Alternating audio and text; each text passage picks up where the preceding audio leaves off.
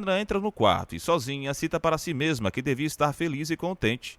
Juliana relembra que hoje perdeu Mateu e, na sequência, vai até o espelho olhar sua barriga de grávida. Marco Antônio aparece, cita que estão esperando a noiva para o almoço que será servido. Ressalta que antes quer beijar sua mulher e beija Juliana. Mateu garante que não é para ninguém se descuidar do trabalho do cafezal. Bartolo cita que irão cuidar do cafezal melhor que ninguém neste mundo. O homem pergunta se terá semente para plantar na roça. Batista diz que vai fornecer na venda para quem quiser. Mateu garante que a semente será de graça. Antenor cita que após a colheita eles irão pagar, causando um clima tenso. Bartolo questiona, mas Mateu diz que é justo que o patrão tenha uma parte do feijão e do milho para cobrir suas despesas. Mateu diz que na Itália eles passavam fome e que devem levantar as mãos ao céu. Antenor diz que falou ao genro do barão e eles calam a boca. Mateu cita que a conversa não chegou ao chiqueiro. Bartolo tenta amenizar a situação, alegando que está tudo certo e aceitam a proposta do patrão. Mateu diz que a qualquer hora Antenor e ele vão conversar. Batista pede para Antenor não fazer isso, pois ele irá arrumar encrenca. Antenor diz que é isso que ele quer. Batista diz que o italiano agora é patrão dele. Antenor ressalta que nunca será empregado do italiano. Batista diz que não irá mais servir bebida a Antenor, mas por sua vez Antenor a ameaça, alegando que fecha a loja agora. E em seguida ele serve mais bebida a Antenor. Todos os italianos dançam. Luísa questiona por que Francisco não foi com Janete e o filho. Mariana diz que Francisco irá entrar na igreja com Juliana. Mariana questiona se Juliana tinha mais alguém em sua vida, se referindo a algum antigo amor ou vínculo que pudesse interferir em seu casamento. Ela olha para Luísa e diz que era hora de entrarem, pois em breve a casa estaria completamente lotada de convidados ansiosos e curiosos para testemunhar a cerimônia. Enquanto isso, Padre Vitor, já preparado para conduzir o casamento, comenta que ainda não tinha visto o senhor Francisco chegar, demonstrando certa preocupação com o horário e a organização da cerimônia. Janete, observando o momento, ressalta que Francisco viria acompanhado da noiva, tentando tranquilizar o padre e os presentes.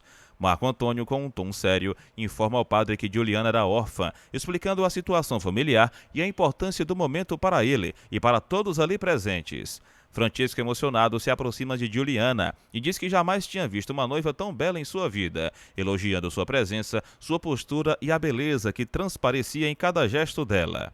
Janete comenta que os amigos de Marco Antônio ainda não conheciam a noiva, mostrando preocupação com a reação deles ao vê-la pela primeira vez. Marco Antônio explica que nunca os apresentou a Juliana antes, pois tinha medo de que alguém pudesse roubar seu coração ou prejudicar o relacionamento deles, revelando sua proteção e carinho extremo por ela. Janete, surpresa com a declaração, comenta que apenas um italiano poderia agir com tanto cuidado e determinação em proteger seu amor. Marco Antônio, percebendo a tensão da mãe, ressalta que ela não deveria estragar o dia mais feliz de sua vida, pedindo que ela contivesse qualquer comentário negativo ou gestos que pudessem atrapalhar o clima da cerimônia. Janete, com certa amargura, afirma que não tinha o menor motivo para sorrir naquele momento, demonstrando sua dificuldade em aceitar a felicidade do filho. Finalmente, Francisco e Juliana chegam à igreja, caminhando lado a lado, com a noiva visivelmente emocionada e nervosa, sentindo o peso e a importância daquele instante. Juliana entra na igreja ao lado de Francisco, determinada a se unir a Marco Antônio em matrimônio, consciente de que aquele era o momento decisivo que marcaria não apenas suas vidas, mas também o futuro que ela e Marco Antônio iriam construir juntos. O silêncio se instala por alguns instantes, enquanto todos os convidados observam cada passo da noiva, cada gesto do pai, e a expectativa cresce no ambiente, tornando o cenário ainda mais solene e emocionante, com a certeza de que aquele era o início de uma nova etapa na vida de Juliana e Marco Antônio, cercada de amor, desafios e promessas de felicidade. Francisco pede para Juliana sorrir, enquanto um homem curioso e admirado questiona onde Marco Antônio encontrou uma princesa tão bela. E nesse instante, Marco Antônio e Juliana se olham profundamente durante o casamento, como se apenas eles dois estivessem naquele momento sagrado. Francisco, orgulhoso, comenta com Janete que a nora deles é realmente muito bonita, reforçando o prestígio da união. O padre então inicia a cerimônia do matrimônio e ressalta solenemente que somente Deus é capaz de unir dois seres na terra que se amam verdadeiramente, como Marco Antônio e Juliana. Ele continua afirmando que o casamento civil não passa de um simples documento frio, um papel carimbado em cartório, enquanto na igreja deles é selada a verdadeira união, aquela que possui duração eterna e significado espiritual profundo. Seguindo as leis de Santa Madre Igreja, o padre declara que se entre os presentes existe alguém que saiba de algum motivo capaz de impedir aquele matrimônio, que se manifeste agora ou que se cale para sempre. O silêncio absoluto toma conta do ambiente. Janete observa tudo atenta e Juliana e Marco Antônio se ajoelham diante do altar. Nesse instante, Juliana, tomada por uma confusão íntima, ao olhar para Marco Antônio, enxerga Mateu em seu lugar, mas logo desperta desse transe e percebe que é de fato Marco Antônio quem está diante dela. Janete, indignada, murmura para Francesco que Juliana quase disse o nome de outro homem, mas Francesco pede para que ela se mantenha em silêncio. Enquanto isso, distante dali, Bartolo pede para Mateu parar de beber e voltar para casa, mas Leonor afirma que Mateu já está bêbado e alerta que, se continuar, ficará ainda pior. Mateu, animado e descontrolado, convida Leonora para dançar e os dois se divertem por alguns instantes. Mas Leonora insiste para que ele vá embora, pois sua família certamente o espera. Nesse mesmo momento, Antenor comenta com Tizio para observar com quem o patrão deles está casando a filha. Logo depois, Antenor se aproxima de Mateu e o adverte para que vá para casa, ou então seu dono virá buscá-lo à força. Mateu, tomado pelo orgulho, promete que fará Antenor engolir essas palavras, enquanto Bartolo, já prevendo a confusão, duvida que Mateu tenha coragem de levar isso adiante. A tensão aumenta quando Antenor se previne pegando o objeto, declarando que ninguém interfira. Mateu, no entanto, pede para Batista lhe arremessar algo para se proteger também, e em seguida parte para cima de Antenor. Este, por sua vez, reage jogando caixas em Mateu, mas ele consegue se defender. Leonor, assustada, fala com Bartolo, mas Bartolo diz que já não há nada a ser feito. Assim, Mateu e Antenor iniciam uma batalha intensa e desmedida, cada um armado com o que encontrou à mão, em um confronto que chama a atenção de todos. É nesse momento que Gomercindo aparece, também prevenido, e exige que ambos parem imediatamente com aquela confusão. Rosana, preocupada, corre até Mateu, tentando acalmá-lo. Batista comenta que tanto Mateu quanto Antenor estão bêbados, e Bartolo admite que tentou conter a situação, mas não conseguiu. Antenor tenta se justificar, dizendo que queria apenas dar uma lição em Mateu, mas Gomercindo, firme, toma os objetos das mãos deles e ordena que Mateu vá embora para casa, acompanhado de Rosana. Depois, olha diretamente para Antenor e avisa que mais tarde ele deverá ir até sua casa para acertarem as contas. Em seguida, Gomercindo atira os objetos no chão e sai dali. Bartolo, ao ver tudo se encerrar, declara que a festa acabou. Porém, a comemoração do casamento de Marco Antônio e Juliana continua, ainda que sob um clima tenso. Janete, suspirando, comenta sobre a importância da família de Juliana na Itália, exaltando a nora, enquanto uma mulher concorda dizendo que Juliana realmente é muito bonita. Janete, em tom de ostentação, mente afirmando que Juliana estudou em Paris e que fala diversos idiomas, tentando elevar ainda mais o prestígio da nova família. Francesco, emocionado, declara que adotou Juliana e que seu filho ficou completamente perdido de amor por ela. Juliana e Marco Antônio, então, dançam juntos e trocam olhares cheios de ternura. Marco Antônio declara seu amor, prometendo que, se um dia perder Juliana, não suportará viver. Francesco convida Janete para dançar e ela aceita, continuando a reforçar diante de todos que Juliana vem de uma família importante na Itália. Francesco confirma, dizendo que seu amigo, o pai de Juliana, foi um homem de grande relevância. Enquanto isso, os noivos seguem trocando olhares apaixonados no salão. A empregada elogia os doces para Mariana, garantindo que estão deliciosos, mas Luísa, com certo ar de crítica, diz que duvida que, em meio a tanto luxo e fartura, Juliana ainda esteja pensando no italiano por quem um dia se apaixonou.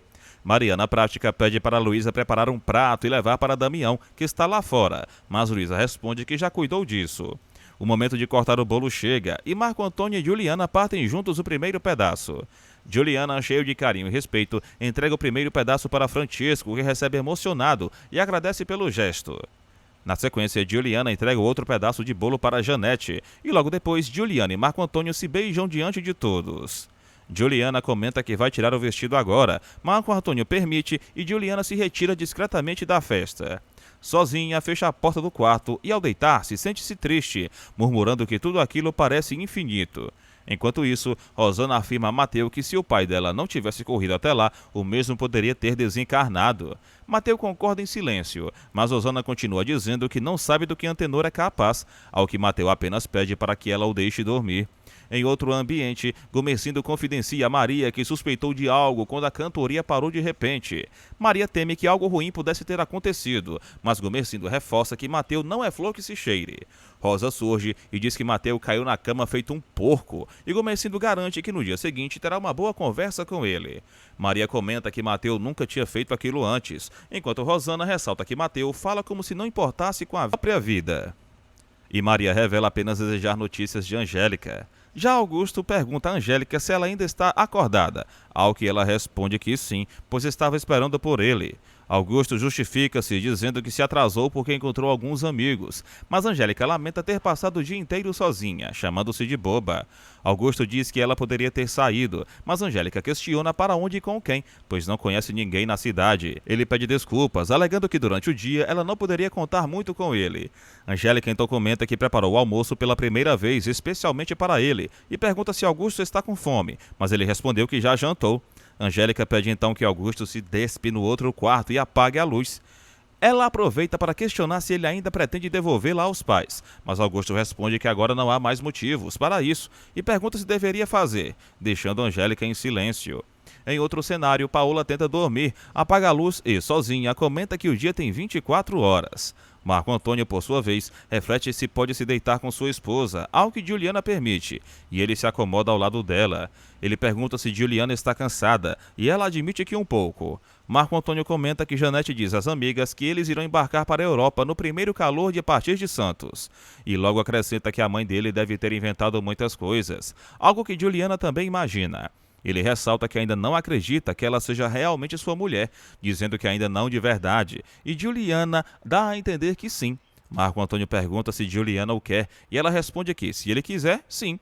Ele confessa que esse desejo é exatamente o que sente desde que a conheceu, e Juliana pede para que ele tenha cuidado. Enquanto isso, Antenor pede desculpas ao patrão, mas Gomercindo afirma que ele não poderia esquecer que agora Mateu também é patrão na fazenda. Antenor promete que não irá esquecer novamente, mas Gomercindo declara que, infelizmente, será obrigado a dispensá-lo do serviço. Antenor pergunta se ele fala sério, e Gomercindo responde pesaroso, dizendo que não há outro jeito. Antenor, resignado, aceita a decisão. Gomercindo explica que deseja que ele saia da fazenda em paz e ainda será generoso pelos anos de trabalho, entregando-lhe uma boa quantia em dinheiro.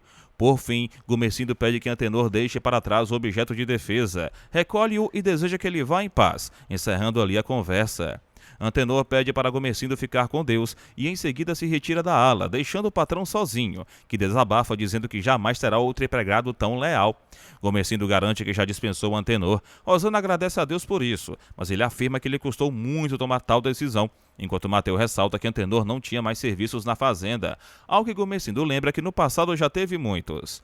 Mateu diz sentir muito e Gomercindo pede para esquecerem um assunto, enquanto Maria apenas observa em silêncio.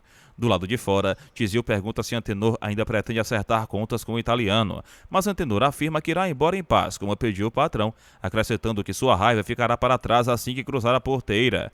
Tizio lamenta e diz que se pudesse iria junto. Depois comenta sobre Naná e Antenor dá a entender que irá atrás dela, afirmando que ela era a mais faceira. Já na casa, Altino fala a Gomercindo que Campos Salles mal assumiu a presidência do estado e já demonstrou preocupação com a classe agricultora, recordando em seguida sobre o ex-presidente, enquanto Mateu observa e escuta em silêncio. Altino comenta que há um excesso de café no mercado e revela que existem vozes defendendo a suspensão imediata da imigração italiana para a lavoura, o que leva Augusto a citar os núcleos agrícolas formados por pessoas de outras nacionalidades, que não fossem italianos. Mateu pergunta o porquê disso, e Altino responde que aparentemente os italianos trouxeram a febre amarela. Em outro ambiente, Angélica diz à mãe que está muito bem e muito feliz, comentando que vê Augusto apenas pela manhã, e Rosana aproveita para dizer que deseja conversar com a irmã. Maria, por sua vez, comenta com Leonora que Angélica parece mais feliz do que esperava. Angélica confessa a Rosana que se casou com o homem mais carinhoso e gentil do mundo, mas que ele esteve a ponto de devolvê-la aos pais. Em seguida, pergunta como está a vida da irmã com o italiano, e Rosana responde que agora está bem e que Mateu deseja que ela tenha um filho. De volta à conversa dos homens, Gomercindo ressalta que a febre amarela ainda não chegou à sua fazenda, mas admite ter conhecimento de alguns casos que aconteceram nas redondezas. Altino acrescenta que alguns imigrantes recém-chegados adoeceram com o mal. Mateu defende dizendo que todos eram sadios, mas Augusto relembra que ninguém está livre de contrair a febre. Altino comenta com Gomercindo que eles precisam dar toda a importância necessária para eleger representantes, com o objetivo de fundar a Associação dos Agricultores Paulistas, para que assim possam discutir e encaminhar ao governo as reivindicações da classe, destacando que é fundamental unir forças antes que seja tarde demais, deixando Gomercindo pensativo. Enquanto isso, Francesco reclama que toda aquela gritaria é por causa do bendito café, dizendo que parece que o governo não tem mais nada para cuidar, mas um homem explica a ele que o preço do café está despencando, ao que Francesco responde que o governo deveria investir em indústria e comércio, mas o homem ressalta que quando o café vai mal, todo o negócio deles também vai mal. Juliana comenta com Francesco que instalaram o telefone. Ele diz que até que enfim e acha menos mal. Em seguida faz um teste com o aparelho. Marco Antônio aproveita para dizer que agora Juliana poderá falar com ele quando estiver na casa bancária e logo a leva para seu quarto, onde Juliana comenta que levaram uma cama nova para lá e não sabia que tinha sido encomenda dele, ao que Marco Antônio revela ter pedido para prepararem como uma surpresa. Ele pede que Juliana diga que o ama, ela declara seu amor e os dois se beijam intensamente. Em outro momento, Paula diz que estava com muita saudade do pai e Anacleto ressalta que também estava com saudade dela, enquanto Inês pergunta se a filha está guardando dinheiro. Paula confirma e pede para a mãe não se preocupar. Anacleto então pergunta como Augusto está tratando a jovem e Paula garante que não tem nenhuma queixa. Já Augusto comenta com Maria que não pretende ficar muito tempo ali, a menos que Angélica queira, e de forma indireta sugere que a esposa passe uma semana com a mãe. Mas Angélica responde que se casou para ficar ao lado do marido. Durante a refeição, Osana cita que Maria gostaria de estar mais perto da filha, e Augusto comenta que nada impede que ela fique um tempo na casa deles. Mas Osana acrescenta que gostariam de ir também, ao que Mateu responde que só irá quando ele próprio for. Maria confessa não saber se adaptaria à vida em São Paulo, e Altino destaca que o que não falta lá são italianos. Mateu observa, mas Altino logo esclarece que sua observação não teve intenção ofensiva. Mateu então responde que não disse nada. Augusto comenta que em breve haverá mais italianos ali do que em São Paulo, mas Mateu ressalta que alguém precisa trabalhar naquela terra. Leonora, por sua vez, diz ter escutado uma conversa na casa e Bartolo pergunta como não vão deixar os italianos entrarem, ao que ela responde que dizem que eles estão trazendo a febre amarela, mas Bartolo considera isso uma besteira. Leonora pede para que Bartolo fale com Mateu e ele diz que vai falar. Francesco comenta que o problema está em haver café demais sendo plantado, e Marco Antônio lembra que o pai sabe exatamente para quem emprega dinheiro. Juliana traz à tona o assunto da febre amarela, mas Marco Antônio pede que não se preocupe, dizendo que a doença ainda não chegou ali, embora Francesco ressalte que ela já está se espalhando, mas não é como a peste do navio. Juliana e Marco Antônio se retiram, e em seguida, Francesco comenta com Janete que o filho deles está dando uma boa ajuda a ele. Já a sós com Juliana, Marco Antônio reafirma que não há perigo da febre chegar até ali e pede que ela esqueça isso, mas ela insiste dizendo que há pessoas desencarnando nas fazendas e que se sente preocupada com ela mesma e também com seus filhos. Marco Antônio então revela que mandou fazer o berço para o filho deles. Juliana responde que já agradeceu, mas ele reclama que ela continua se referindo apenas como seu filho, garantindo que o filho também é dele, frisando que a mãe dessa criança é sua esposa e o único amor da vida do pai desse filho.